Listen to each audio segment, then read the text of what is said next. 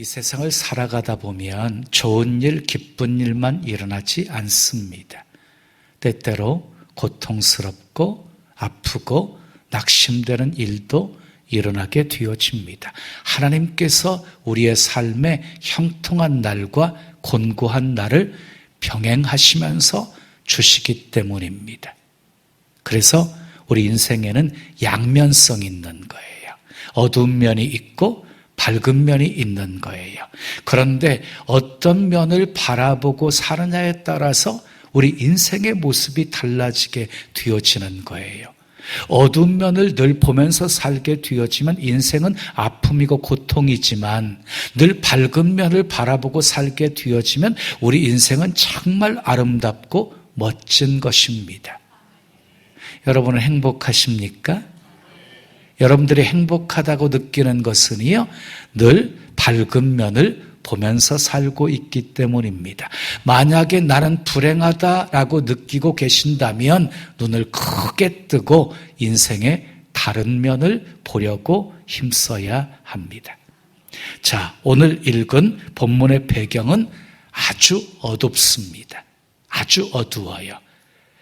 자, 하루 일정으로 이렇게 보게 되어지면 불빛을 찾아보기 힘든 캄캄한 밤중이라고 생각하시면 되겠어요. 유다라고 하는 나라가 BC 587년에 바벨론의 침략으로 완전히 멸망해버렸기 때문입니다. 수많은 사람들이 죽었고 집은 다 불태워져 버렸고 그리고 쓸만한 사람들은 모두가 포로로 끌려가게 되었습니다. 성전은 돌 하나 돌 위에 남아있지 않았고 예루살렘 성전은 그 아름다웠던 예루살렘 성은 황폐해져서 짐승들이 서식하는 그런 폐허가 되어버리고 말았습니다. 그리고 포로로 끌려갔던 이스라엘 백성들의 삶은 정말 비참했습니다. 자유가 없었습니다. 궁핍과 가난했습니다. 여기저기에서 멸시와 조롱을 받으면서 살아야 됐습니다. 그러면서 그런 상황 속에서 이스라엘 백성들은 꿈을 잃어버리게 되어져요.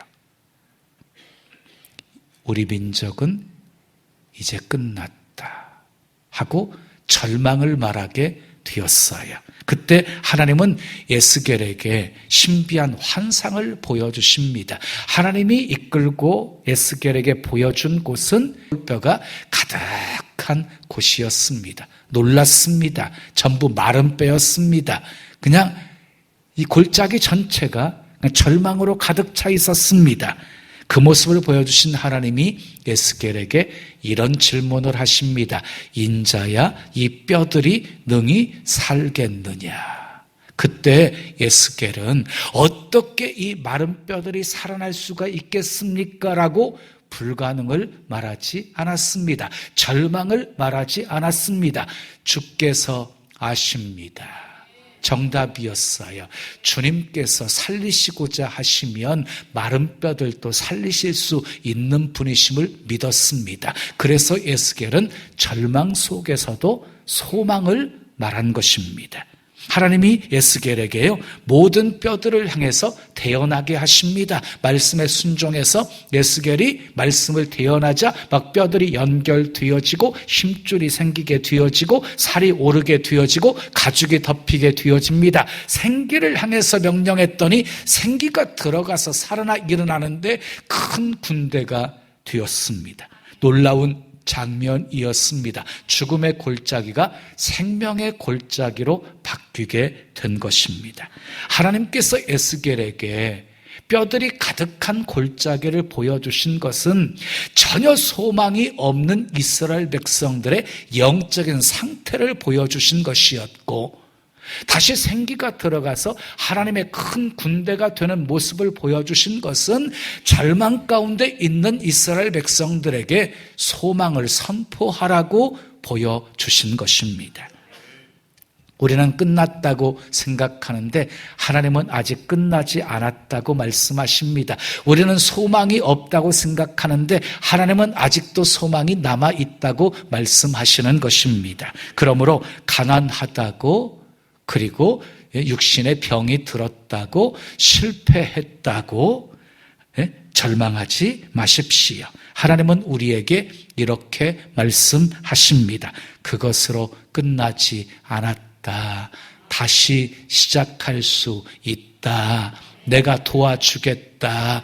내가 반드시 회복시켜 주겠다. 사랑하는 여러분, 기억하십시오. 우리가 끝났다고 생각하는 절망적인 상황이라 할지라도 하나님이 끝났다고 말씀하시기 전에는 절대로 끝난 것이 아닙니다. 하나님은 마른 뼈도 살리실 수 있는 분이시기 때문입니다. 하나님은 전능하신 분이시기 때문입니다. 그러므로 현실이 힘겹고 내일에 대한 기대감이 희미해질수록 우리에게 필요한 것은 소망인 것이지요. 정말 상황이 어렵고 절망스러울수록 우리에게 정말 필요한 것은 소망인 것이에요. 그래서 로마서 5장 3절 4절은 이렇게 말씀합니다. 우리가 환난 중에도 즐거워하나니 이는 환난은 인내를, 인내는 연단을, 연단은 소망을 이루는 줄 알미로다.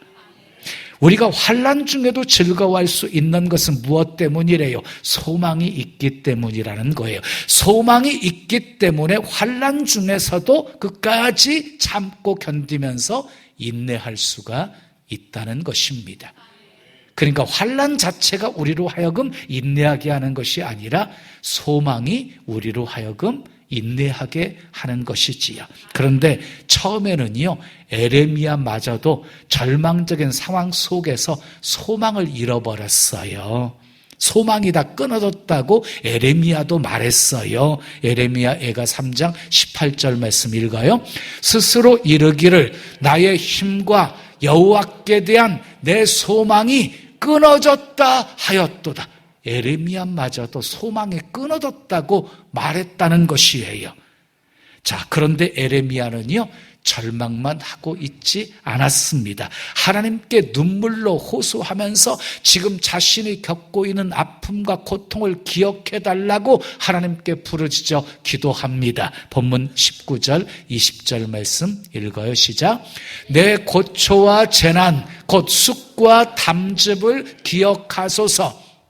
내 마음이 그것을 기억하고 내가 낙심이 되오나. 여기에 나오는 쑥과 담즙은요, 굉장히 쓴 것을 의미하거든요. 굉장히 쓴 것을 의미해. 다시 말해서 이스라엘 백성들의 고통의 상황이 이렇게 힘든 상황이었음을 의미하고 있는 표현이에요. 근데 중요한 사실은 에레미야가 소망이 끊어져서 힘들어하다가 다시 소망을 갖게 되었다는 것입니다. 본문 21절 말씀 읽어요. 시작. 이것을 내가 내 마음에 담아두었더니 그것이 오히려 나의 소망이 되었사옴은. 왜 갑자기 절망 중에 있던 에레미야가 소망을 갖게 되었을까요? 하나님을 바라보았기 때문입니다.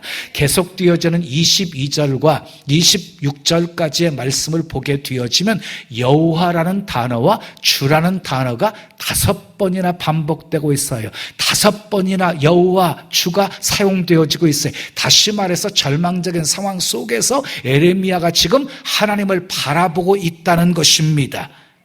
여러분, 상황과 환경을 바라보면 절망이었지만 눈을 들어서 하나님을 바라보는 순간 소망이 생기게 되어진 것이지요. 그래서 에레미야는 절망 속에서 소망을 말한 것입니다. 오늘은 본문을 통해서 에레미야가 어떻게 절망 속에서 소망을 말했는지를 살펴보면서 함께 은혜를 나누려고 합니다. 첫 번째 따라하겠습니다. 여호와의 긍휼이 무궁하심을 깨달았기 때문입니다. 본문 22절 말씀 함께 읽어요. 시작. 여호와의 인자와 긍휼이 무궁하심으로 우리가 진멸되지 아니함이니이다. 에레미야 선지자가 지금 바라보고 있는 현상은 말 그대로 절망적인 상황이었지만 하나님을 바라보았던 이 에레미야는 여호와의 인자와 긍휼하심이 무궁하심을 깨달았기에 절망적인 사망 속에서도 소망을 말할 수 있었던 것입니다. 인자가 무엇입니까? 자비와 사랑입니다. 긍휼이 무엇입니까? 불쌍히 여긴다는 의미입니다. 여러분들이 잘 아는 그냥 길거리에 앉아서 그냥 구걸이나 하던 소경 바디메오, 거지 바디메오가 예수님이 지나간다는 소식을 듣고 소리쳐 외치지요. 다윗의 자손 예수여, 나를 불쌍히 여기소서 하고 외쳐요. 주변 사람들이 시끄럽다고 제지하는데 더 필사적으로 외쳐요. 다윗의 자손 예수여, 나를 불쌍히 여기소서. 예수님의 발걸음이 머물게 되어지고 그를 불쌍히 여기사 눈을 떠서 보게 해 주십니다. 사랑하는 여러분, 힘들고 어려운 일이 있으십니까? 낙심하고 절망만 하지 마시고 하나님께 불쌍히 여겨달라고 기도하십시오. 하나님은 인자와 긍휼하심이 무궁하신 분이십니다. 사실 여호와의 인자와 긍휼이 무궁하시기에 유다가 진멸되지 않은 거예요. 이 사실을 깨달았던 에레미야는요, 아침마다 새로운 소망을 품고 하루를 맞이하게 되어집니다. 그리고 하나님의 뜻을 알게 되어집니다. 본문 31절에서 33절까지 말씀 읽어요. 시작. 이는 주께서 영원하도록 버리지 아니하실 것임이며 그가 비록 근심하게 하시나 그의 풍부한 인자하심에 따라 긍휼히 여기실 것임이라. 주께서 인생으로 고생하게 하시며 근심하게 하심은 본심이 아니시로다. 에레미야는요, 주께서 영원히 버리지 아니하신다는 사실을 알았습니다. 비록 지금은 근심하게 하시지만 하나님께서 큰 긍휼을 베풀어 주실 것을 알았습니다. 하나님은 인생으로 고생하게 하시고 근심하게 하시는 것이 본심이 아니라는 것을 알았습니다. 그래서 소망을 갖게 된 것입니다. 그렇습니다. 하나님은 절대로 우리를 버리지 않으십니다. 아멘. 심지어 징계조차도 하나님의 사랑의 표현입니다. 그냥 내버려 두면 그냥 멸망할 것 같으니까 징계를 통해서라도 회개하고 돌아오게 하시기 위함이었습니다. 회개하고 돌아오면 다시 회복시켜 주셨습니다. 호세아 6장 1절은 이렇게 말씀합니다. 오라 우리가 여호와께 돌아가자. 여호와께서 우리를 찢으셨으나 도로 낫게 하실 것이요 우리를 치셨으나 싸매어 주실 것임이라.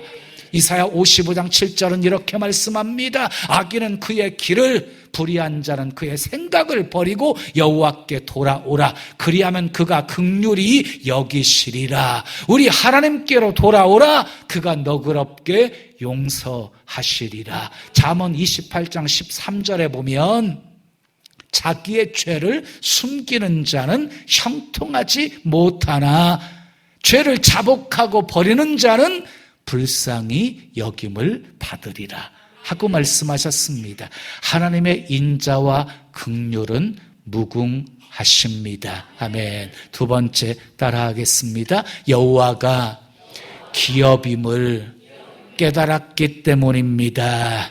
본문 24절 말씀 함께 읽어요. 내 심령에 이르기를 여호와는 나의 기업이시니 그러므로 내가 그를 바라리라 하도다. 기업이란 뭐예요? 인간이 소유하거나 상속으로 받게 되어지는 뭐 토지 같은 것을 의미하는 것이거든요. 그걸 기업이라고 하는 거예요. 에레미야는 극한 고통 속에서도 여호와가 나의 기업임을 깨달았어요. 그래서 오직 여호와만이 자신이 살아갈 수 있는 근거이고 소망임을 알게 되었어요. 그래서 오직 여호와를 바라리라 하고 고백하고 있습니다. 여러분, 하나님께서요, 이스라엘 백성들이 가나안 땅에 정착했을 때 땅을 분배해 주어요. 땅을 분배하는데 두 가지 원칙이 있었어요. 인구 수에 비례해서 인구가 많으면 많은 땅을 주었어요. 또 한 가지는 제비를 뽑았어요. 땅을 분배해 주었거든요. 그런데 레위지파 사람들에게는요, 땅을 분배해 주지 않았어요. 대신 하나님께서 그들의 기업이 되어 주셨어요. 그러니까 땅을 분배받은 것보다 레위지파 사람들은 하나님이 기업이 되어 주셨으니까 더 큰 복을 받은 거예요. 아멘. 우리에게 있어서 소망은 무엇입니까? 재물입니까? 재물은 없어집니다. 건강입니까? 건강도 사라집니다. 명예입니까? 명예도 없어집니다. 예수 그리스도만이 우리의 유일한 소망이심을 믿으시기 바랍니다. 예수님은 나의 소망이십니다. 나의 기업이십니다. 마지막 세 번째 따라해요. 여호와의 선하심을 믿었기 때문입니다. 자, 본문 25절 말씀 함께 읽어요. 시작. 기다리는 자들에게나 구하는 영혼들에게 여호와는 선하시도다. 에레미야는요, 기다리는 자들에게 그리고 구하는 영혼들에게 하나님께서 선을 베푸시는 분이심을 믿었어요. 그래서 현실을 바라보면 절망할 수밖에 없었지만 하나님을 바라보면서 소망이 생기게 되어진 것이에요. 여러분, 눈을 들어서 도움이 되시는 하나님을 바라보십시오. 하나님의 선하심을 믿고 기도하십시오. 그러면 에레미야 선지자는 어떻게 기도했습니까? 48절에서 50절 말씀 읽어요. 시작. 딸, 내 백성의 파멸로 말미암아 내 눈에는 눈물이 시내처럼 흐르도다. 내 눈에 흐르는 눈물이 그치지 아니하고 쉬지 아니하며 여호와께서 하늘에서 살피시고 돌아보실 때까지니라. 에레미야는요, 눈물로 기도해요. 그 눈물이 시냇물처럼 되었다 그랬어요. 그 눈물이 그치지 아니했다라고 말하고 있어요. 언제까지 눈물의 기도는 계속되어졌어요? 여호와께서 하늘에서 살피시고 이스라엘 백성들을 돌아보실 때까지 눈물의 기도는 계속되었다는 것이에요. 그렇습니다. 기도는요, 하다가 멈추면 안 돼요. 응답될 때까지 하셔야 돼요. 아멘. 그러기 위해서는 하나님의 때를 기다려야 돼요. 기다리면 결코 쉽지 않지요. 그래도 기다려야 돼요. 26절 말씀 읽어요. 시작. 사람이 여호와의 구원을 바라고 잠잠히 기다림이 좋도다 그랬어요. 보세요. 기다림이 좋다고 말씀하시는데, 기다리는데 어떤 태도로 기다리라고 말씀하고 있는 거지요. 여호와의 구원을 바라고 기다려라. 여호와의 구원을 바라라는 것은 무슨 말입니까? 여호와의 구원을 기대하면서 기다리라는 것입니다. 여러분, 기다리시되 기대하면서 기다리십시오. 성경에 나오는 대부분의 믿음의 선진들은요, 이 기다림의 과정을 다 통과한 사람들이었어요. 노아는 120년 동안 한결같이 기다렸고요. 아브람은 25년 동안 기다렸고요. 요셉은요, 보디발 장군의 집에서 11년 기다렸고, 그것도 모자라서 2년 동안 감옥에서 또 기다렸어요. 우리는 하나님의 약속과 하나님의 때를 기다려야 합니다. 기다림의 가치를 알면 기다림은 쉽습니다. 기다림의 은혜를 알면 기다림은 생각보다 힘들지 않습니다. 하나님은 기다림을 통해서 우리를 만들어 가십니다. 성장하게 하십니다. 하나님과 깊이 교제하게 하십니다. 믿음의 그릇을 키우십니다. 기다립시다. 아멘. 여호와의 선하심을 믿고 기다립시다. 아브람은 기다리지 못해서 이스마엘을 낳았습니다. 아브람은 기다리다가 이삭을 낳았습니다. 기다리면 이삭이고 기다리지 못하면 이스마엘이라는 사실을 잊지 마십시오. 사랑하는 여러분, 하나님은 우리 형편과 처지를 다 알고 계십니다. 아실 뿐만 아니라 우리와 함께 하시면서 지키시고 보호하시는 분이십니다. 아멘. 하나님은 당신의 백성들을 절대로 버리지 않으십니다. 때로 우리가 원치 않은 아픔도 고난도 허락하시지만 하나님이 정말로 주시려는 것은 복입니다. 재앙이 아니라 평안이고 미래와 희망을 주시는 것입니다. 우리가 고통 중에 할 수 있는 최상의 일이 무엇입니까? 부르짖어 기도하는 것입니다. 기도하면 들으시고 온 마음으로 구하고 찾으면 만나 주시겠다고 약속하셨습니다. 사랑하는 여러분, 우리 남은 생애에 어떤 일이 펼쳐질지 우리는 예측할 수가 없습니다. 장래 일을 헤아려 알지 못하게 하나님이 하셨기 때문입니다. 이런 찬양이 있지요. 우리 함께 불러볼까요? 내일 일은 난 몰라요. 하루하루 살아요.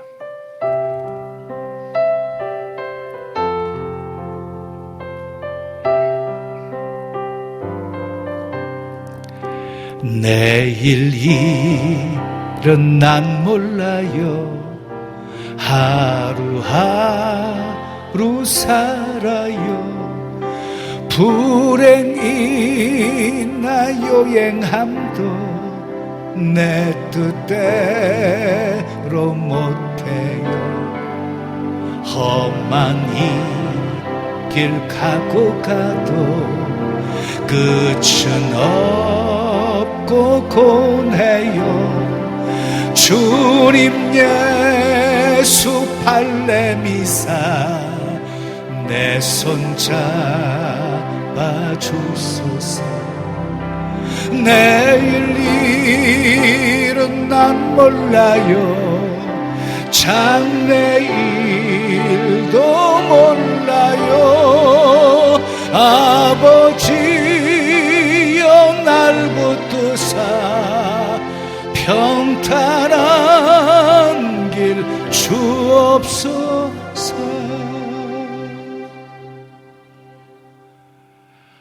제가 목회 초기에 울면서 이 찬양을 얼마나 많이 불렀는지 몰라요. 내일 일 우리는 알 수가 없어요.